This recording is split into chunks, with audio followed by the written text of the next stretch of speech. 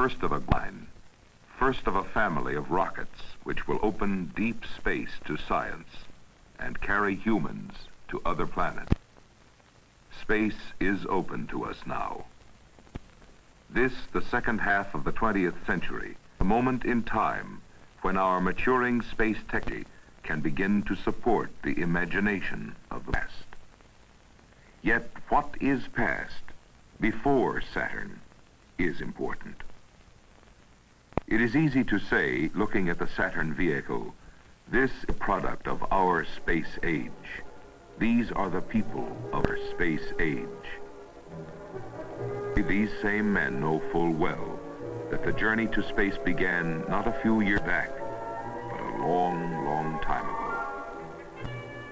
How long? How far back?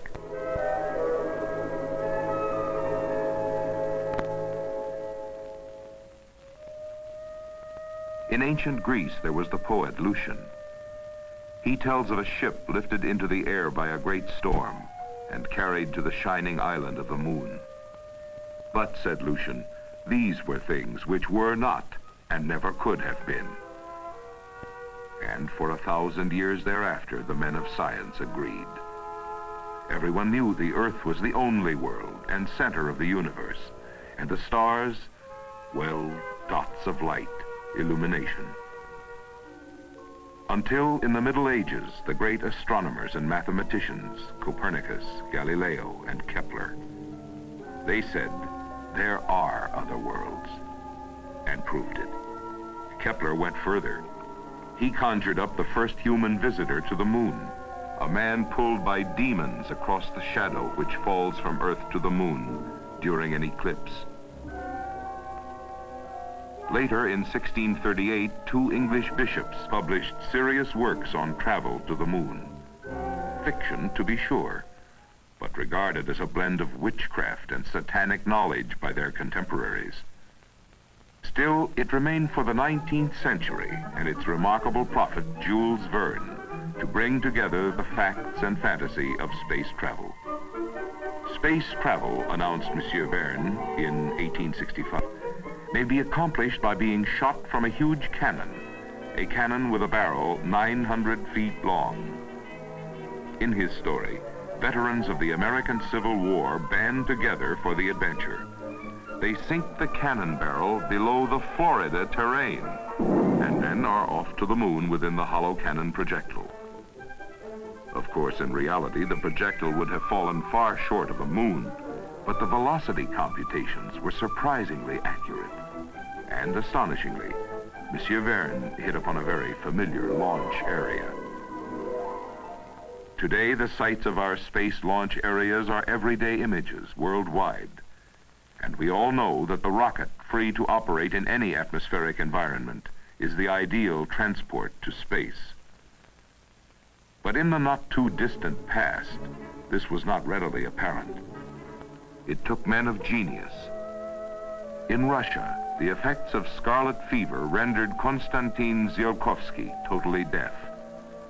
Plunged early into a silent world of fantasy, his enormous talent quietly produced solid technical studies in a brand new field, astronautics.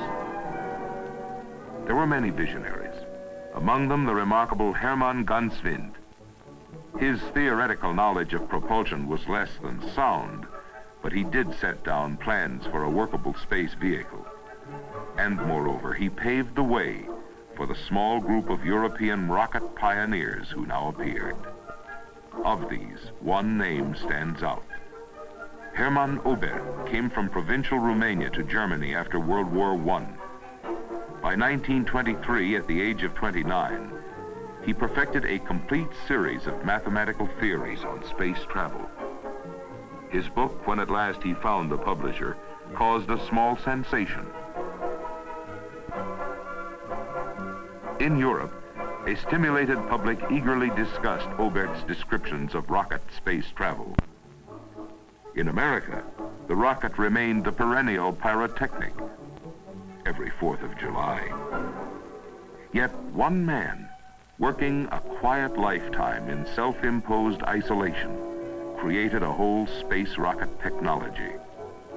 In 1919, the Smithsonian Institution published a report. The author, an obscure New England scientist, Dr. Robert H. Goddard. Today, the Smithsonian houses many of the rocket artifacts of Dr. Goddard's career. They present a vivid profile of a step-by-step mastery of the theory of rocket propulsion and its practical application. The first liquid-propelled rocket flown successfully by Goddard. The first development of liquid cooling for a rocket nozzle. The development of fuel pumps.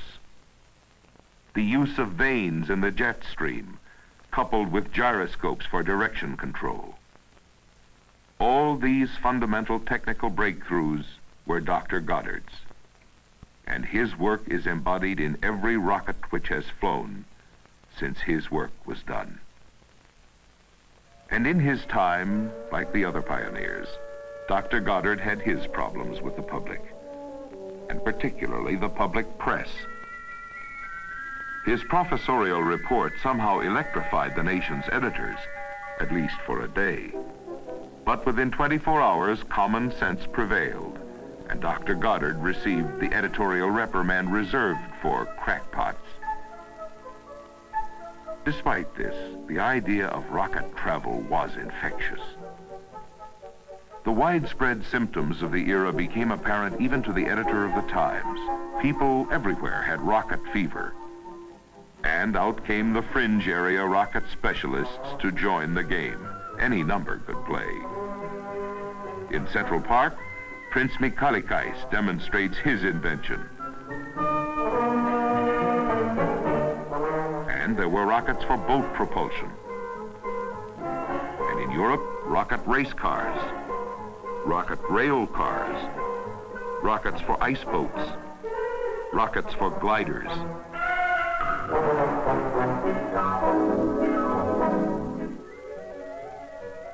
Through it all, aiming toward the true ultimate use of rocket power, space flight, the pioneers quietly sharpened their skills and tried to explain their accomplishments. Today, accomplishments are explained to a vast space news-hungry public. We accept space. We understand something of the rocket's role, and that of the rocket's passenger, man.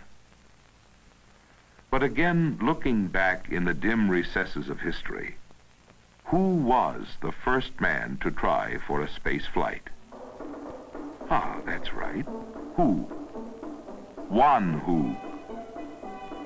According to ancient accounts, this Ming Dynasty astronaut fitted his bamboo spacecraft with all the black powder fire rockets it would hold.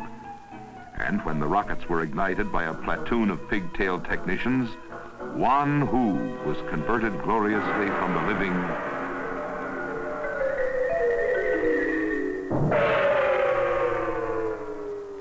to legend. In the 1920s, one man might have eventually created a real moon vehicle. He was persuaded to build one, quickly, for the movies. Professor Obert's space rocket for the film The Girl in the Moon, while technically accurate, was a hardware fantasy. It could never have gotten off the ground.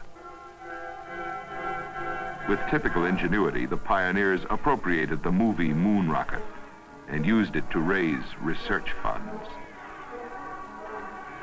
And on both sides of the Atlantic, the store of rocket knowledge grew. In America, the young men of the American Rocket Society built and flew liquid propellant rockets. In Germany, the Society for Space Travel attracted the best young development minds in Europe. Among them, a promising student engineer who neglected his classes to work at the grandly named Berlin Rocket Airport. But with the approach of a Second World conflict, the rocket once again went to war. Chosen to head the vast research and development project was the youthful Wernher von Braun. An early start, support by the German Army and the best rocket technicians, the first long-range ballistic rocket weapon came into being. and by 1942 at Peenemünde, the V-2 was ready for flight. The V-2 was still far from perfect, but the money and brains expended on its development had elevated rocketry from gadgetry to applied science. At the end of the line, the collapse of the 1,000-year Reich, the acquired German rocket capability could still turn out 900 large rockets a month. Some of its skilled practitioners were lost. But at the request of the United States, many V-2 engineers chose to work in this country. At White Sands Proving Grounds, they joined with American engineers to resume rocket development. But once again, in the troubled air of the mid-century, rocket development meant development of rocket weapons. All the rocket scientists held fast, nevertheless, to their first faith, the rocket for the exploration of space. Along with the evolution of the missile family, the plans were itemized for the eventual and inevitable space project. Thus, when the Russian satellite Sputnik 1 opened the space age, Explorer 1 was placed in orbit soon after. The conquest of space had begun. Saturn followed, the necessary space servant of the nation. Designed to further the most ambitious space programs, Saturn was planned, built, tested at the George C. Marshall Space Flight Center, and ready for launch in little more than 3 years. But the huge rocket, the men who made it, and the men who fly Saturn are beholden, indebted to those who dreamed of space before them. The roster is long. At the top of the list, the visionaries of old, dreamers of a long-ago age of wisdom. Astronomers of the Middle Ages, the enthusiasts of the 19th century, the dedicated theoreticians of the 20th century. The development team which brought rocket techniques acquired in another land, another time, and for other objectives, to bear presently on the universal objectives of space exploration. For some of the pioneers, it is still possible to visit and to marvel at the giant their early efforts helped make possible. Some have become part of the team now working to create the Saturn family. But with Saturn and all men who work toward space, history begins anew each day. The fulfillment of the dreams of centuries is just ahead. The great events of history are now visible. Saturn, the space vehicle, now joins this history. Same history, new chapter.